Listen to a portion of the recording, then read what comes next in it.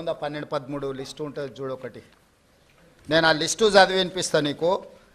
ఎన్ని ఇచ్చిండ్రో వాళ్ళు, ఎన్ని నేషనల్ హైవేస్ ఇచ్చిండ్రు, ఎన్ని డేటా సెంటర్లు ఇచ్చిండ్రు. ఒకవేళ సిద్ధంగా ఉన్నాడు ఆయన ఇచ్చిన అన్నిటి మీద విచారణకు, మళ్ళీ విచారణ ఏంగానే చూసిరా నా మీద కేసులు పెడుతురని ఒకలా ఏడుపులు ఏడుస్తుంటాడు. పెట్టూరి జైలు పోతానే ఆయన్నే అంటాడు. ఎప్పుడెప్పుడు జైలుకు పోదామా, జైల్లో పోయి ఉందామా అని ఆయన ఏమనుకుంటున్నట్టు. నిన్న ఏదో పేపర్లో చూసిన జైలుకు పోయిన వాళ్ళు అందరూ అయినరానా ఆ లెక్కన ముందుగాల వాళ్ళ చెల్లెలు పోయింది. మరి ఆల్రెడీ వాళ్ళ చెల్లెలు జైలుకు పోయి వచ్చింది. అట్లా కూడా ఈయనకు అవకాశం లేదు కదా. ఆ ఛాన్స్ ఒకవేళ తీసుకుంటే కేసీఆర్ ఫ్యామిలీలా ఆల్రెడీ వాళ్ళ చెల్లెలు జైలు పోయి వచ్చింది. ఆ ఛాన్స్ ఆల్రెడీ వాళ్ళ చెల్లెలు కొట్టేసింది. ఆ ఫ్యామిలీలో ఉన్న పోటీని తట్టుకోలేక. కాబట్టి ఇట్లాంటి చిల్లర ఆలోచనలు మానాలి. 10 ఏళ్ళు మంత్రి చేసినోడు, అమెరికాలో చదువుకొచ్చినోడు, కొంచెమన్నా జ్ఞానంతో, కొంచెమన్నా ఆలోచన, విజ్డమ్ వాడాలి కదా. ఆ విజ్డమ్ వాడకుండా అన్ని చిల్లర మాటలు మాట్లాడుకుంటా Adani Elbit systems defence unit at Mamidipalli operational BRS టైంలో ఇచ్చిండ్రు. అదేవిధంగా missile cell manufacturing unit at Mamidipalli under construction BRS ఇచ్చింది. Microsoft data centre at Ellikatta BRS ఇచ్చింది. అదేవిధంగా 3 national highway projects, Khammam to Suryapet national highway, Mancherial to Repallewada national highway, Khammam to Kodad national highway BRS ఇచ్చింది. 750 kV transmission line project BRS ఇచ్చింది. ఇన్ని ప్రాజెక్టులు BRS ఇచ్చి ఈరోజు same counter drone manufacturing unit at Mamidipalli BRS ఇచ్చింది. ఇన్ని ప్రాజెక్టులు బీఆర్ఎస్ అదానికి ఇచ్చి అదానితో అంటగాగి అదాని దగ్గర కమిషన్లు మెక్కి నేను చేసిన ప్రయత్నం అదాని సిఎస్ఆర్ ఫండ్స్ నుంచి తెలంగాణ నిరుద్యోగ యువకుల కోసం, వాళ్ళ భవిష్యత్తును నిర్మించడం కోసం ఆలోచన చేసి యంగ్ ఇండియా స్కిల్స్ యూనివర్సిటీకి లక్షలాది తెలంగాణ నిరుద్యోగ యువకులకు ప్రయోజనం చేకూర్చే విధంగా సిఎస్ఆర్ ఫండ్స్ కింద 100 కోట్లు తీసుకొస్తే అది రాష్ట్రానికి ప్రయోజనం. కేసీఆర్ లాగా అదానీ నుంచి అప్పనంగా నిధులు మా కుటుంబానికి కొట్టేయలే. ఇన్ని ప్రాజెక్టులు ఇచ్చిండు. ఈ ప్రాజెక్టులు అన్ని ఇచ్చినందుకు కేటీఆర్ను ప్రాసిక్యూట్ చేయాలనా? అదానీని కేసీఆరే కలిసిండు, కేటీఆర్ అనే కాదు. దీనికి ఏం సమాధానం చెప్తాడు? సో ఏది పడితే అది మాట్లాడితే చెల్లుద్ది. ఎన్ని చిల్లర మాటలైనా మాట్లాడతాం. మాకు అధికారం కోల్పోతే మేము సహనం కోల్పోయినామని 2023లో అధికారం కోల్పోయారు. 2024 జూన్లో డిపాజిట్లు కోల్పోయారు. ఇప్పుడు మెదడు కూడా కోల్పోయారు టీఆర్ఎస్ వాళ్ళు. సో మెదడు కోల్పోయిన మాటలు మాట్లాడితే దానికి ఇంకా మనం ఏం సమాధానం చెప్తాం? రాహుల్ నువ్వు మాట్లాడు, నువ్వన్నా చెప్పాలి కదా కొంచెం అప్పుడప్పుడు.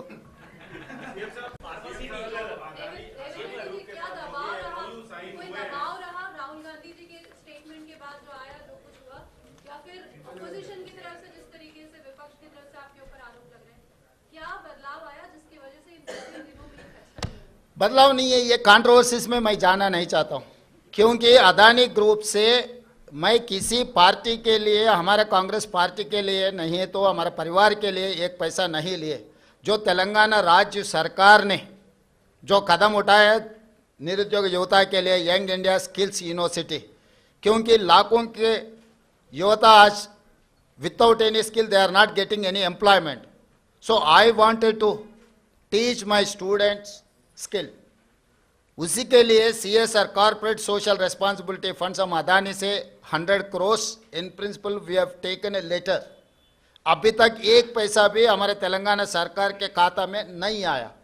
तो इसीलिए ये कंट्रोवर्सी में बगल के राज्य में कुछ करप्शन, बगल के देश में कुछ करप्शन, ये सब करप्शन के बारे में जब चर्चा हो रहे थे तब तेलंगाना के चर्चा मुझे अच्छा नहीं लगा, क्योंकि हम नियत से सरकार चला रहे, नियत से चलाने के लिए हम लोग कोशिश कर रहा है. तो तेलंगाना राज्य के बारे में कोई भी कुछ गलत फहमी से कुछ गलत कहा तो हमारे लिए ठीक नहीं है, क्योंकि कुछ कम 3 लाख करोड़ रुपए बजट है तेलंगाना राज्य के. तो उसमें 100 करोड़ रुपए के लिए हम लोग इतना अलिगेशंस फेस करने का ज़रूरत नहीं है। मैं और मेरे कलीग कैबिनेट मिनिस्टर हम लोग ये सोचे कंट्रोवर्सी में हम जाना क्यों, तो कंट्रोवर्सी से दूर रहने के लिए हमारे राज्य सरकार ने ये निर्णय लिया हुआ है। हमारे ऊपर कोई किसी ने दबावट करने वाले नहीं है, किसी ने दबावट किए तो हम लोग सुनने वाले भी नहीं है। मेरे डेफिनेटली नुकसान है, मगर कंट्रोवर्सी से ज़्यादा नुकसान नहीं है। तेलंगाना राज्य के जितना कंट्रोवर्सी में जा रहा है वो सबसे ज़्यादा नुकसान है। इमेज सब कुछ है, तो हम हमारे इमेज खराब होने के लिए हम एक पैसे का भी हम लोग मौका देने के लिए तैयार नहीं है तेलंगाना राज्य सरकार ने। इसीलिए हम 100 करोड़ रुपए बदली नहीं करने के लिए हम खत लिखा हुआ है अदानी ग्रुप के लिए।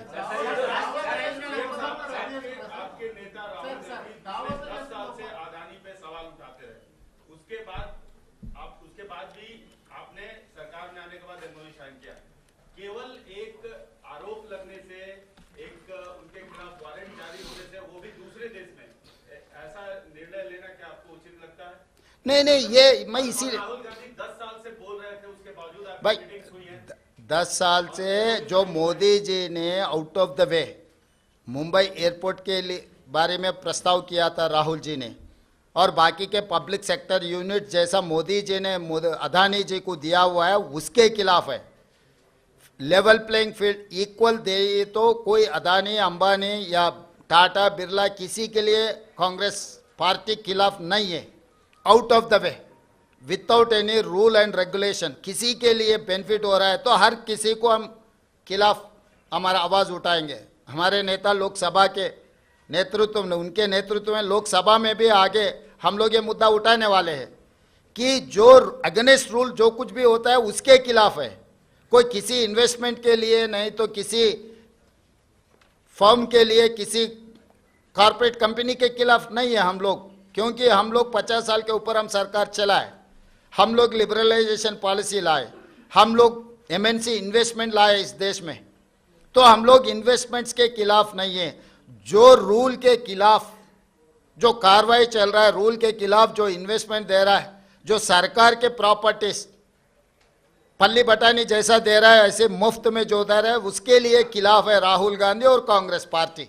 तो जब मेरा नेता जो आवाज़ उठाएंगे, मेरे नेता के साथ चलने का जिम्मेदारी मेरा है। इसीलिए मेरा नेता जो बात उठा रहा है, बार बार मेरे नेता राहुल गांधी जी ने जो कह रहा है, उनके साथ में कदम कदम चलाने का मेरा जिम्मेदारी है।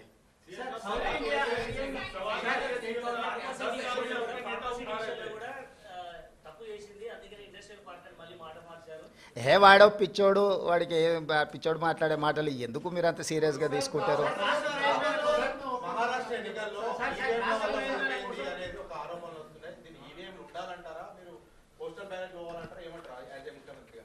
నేను ముఖ్యమంత్రి కాదు, కాంగ్రెస్ పార్టీ విధానమే ఈవీఎం కాదు, బ్యాలెట్ మీద ఎన్నికలకు పోవాలని కాంగ్రెస్ పార్టీ విధానము. కాంగ్రెస్ పార్టీ కార్యకర్త నుంచి ఏఐసిసి అధ్యక్షుడి వరకు ఈ దేశంలో జరిగే ఎన్నికలు బ్యాలెట్ పేపర్ ద్వారా జరగాలనేది మా పార్టీ విధానము. ఎవరమైనా ఆ విధానానికి కట్టుబడి ఉంటాం, అది మా పార్టీ విధానం.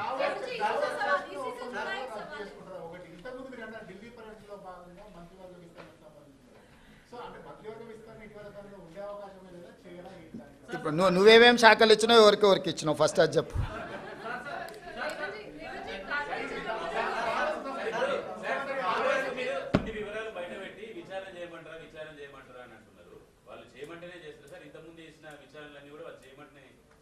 వాళ్ళు అడిగితేనే చేసినాం కదా, అసెంబ్లీలో వాళ్ళే అడిగినారు కదా విచారణ చేయండి మీకు దమ్ము ఉంటాయని, వాళ్ళు సవాల్ విసిరినందుకే కదా. సాగునీటి పారుదల దాంట్లో వాళ్ళే సవాల్ విసిరినరు, దీంట్లో వాళ్ళే సవాల్ విసిరినరు, విద్యుత్ దాంట్లో.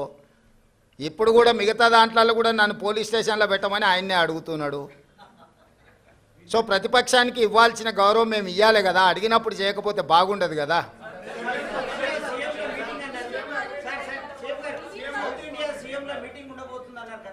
ఇప్పటికాడికైతే దీనికి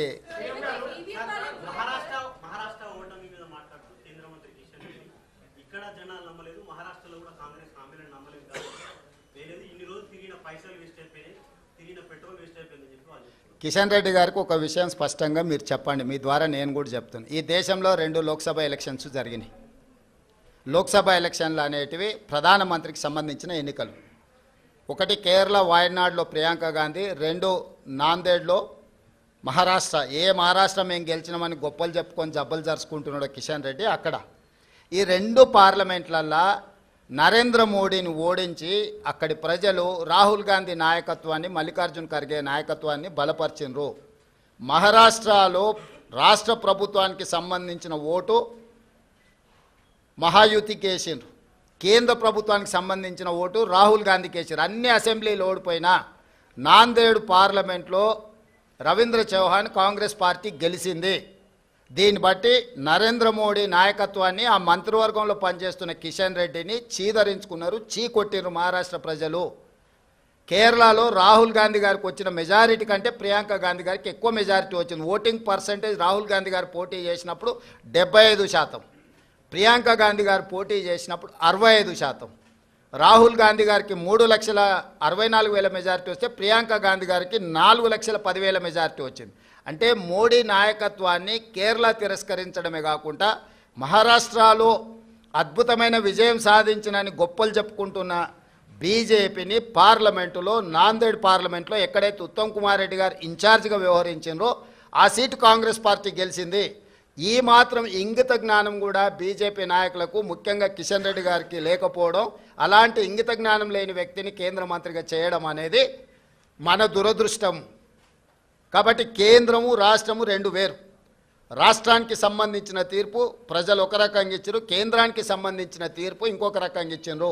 కర్ణాటకలో 3 అసెంబ్లీ ఎన్నికలు జరిగితే 3 బీజేపీ అత్తా లేదు పత్తా లేదు కాంగ్రెస్ పార్టీ గెలిచింది.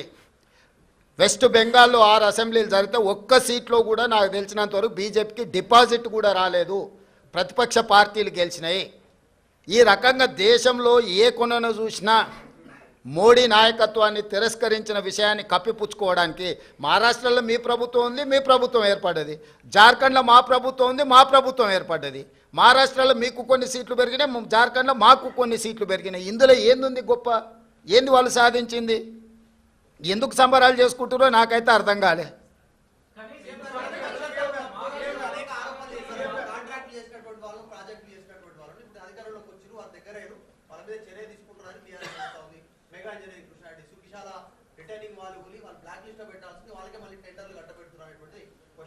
అవును, అంతకుముందు వాళ్ళు టీవీ 9 ఏబిఎన్ నిషేధించారు, నీకు గుర్తుందా? తెలంగాణ వచ్చిన వెంబడే.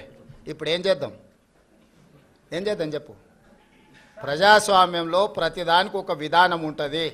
వాడోడో ఎల్లయ్య పుల్లయ్య బోడిగాడు ఏదో చెప్పిండని చెప్పి అట్లా వ్యవహరించదు ప్రభుత్వం. ఏది వ్యవహరించాలన్నా రాజ్యాంగ పరిధికి లోబడే వ్యవహరిస్తుంది. ఇవాళ విచారణ వచ్చిన దానికి విచారణ ఎదుర్కోకుండా ఏందేందో వాదనలు తీసుకొస్తారు. ఒకటి నువ్వు పిచ్చిగా ఒకటి క్లారిటీ పెట్టుకో, సైకో రామ్ అంటే తెలుసు కదా, అంతే. ఇక ఆయన పరిస్థితి ఆయనకే అర్థం కావట్లేదు. ఆయన పక్కలో ఉన్న వాళ్ళే పక్కకు వచ్చి ఫోన్ చేస్తారు, అన్న ఇది పిచ్చిలేసినట్టుంది, ఏందేదో మాట్లాడుతుండు. కాబట్టి ఇప్పటి నుంచి సైకో రామ్ అని ఫిక్స్ అయిపో. Thank you.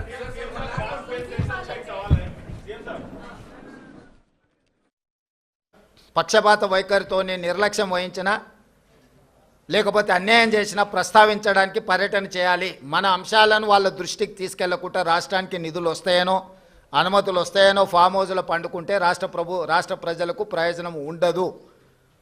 అందుకే ఎన్నిసార్లైనా వెళ్తాము ఢిల్లీకి. తప్పకుండా ఢిల్లీ నుంచి రాబట్టుకోవాల్సిన నిధులను అన్నిటినీ రాబట్టుకుంటాము. అప్పుడే తెలంగాణ రాష్ట్రం అభివృద్ధి జరుగుతుంది. తెలంగాణ రాష్ట్ర హక్కులను మనం కాపాడిన వాళ్ళం అవుతాము. మీ కడుపు మంట మాకు తెలుసు, మీ దుఃఖము మాకు తెలుసు. మీ కడుపు మంట కోసమో మీ దుఃఖం కోసమో మీరు పెడుతున్న కాకి గోలను మేము పట్టించుకోము. మీలాంటి వాళ్ళను అలా అరుస్తుంటే మాకు ఒక రకంగా ఉత్సాహం వస్తుంది. ఎందుకు అని అంటే మీ బాధ మీ దుఃఖం చూస్తుంటే మా కార్యకర్తలు సంతోషపడతారు. 10 సంవత్సరాలు మా కార్యకర్తల్ని వేధించుక తిని అక్రమ కేసులు పెట్టి ఈరోజు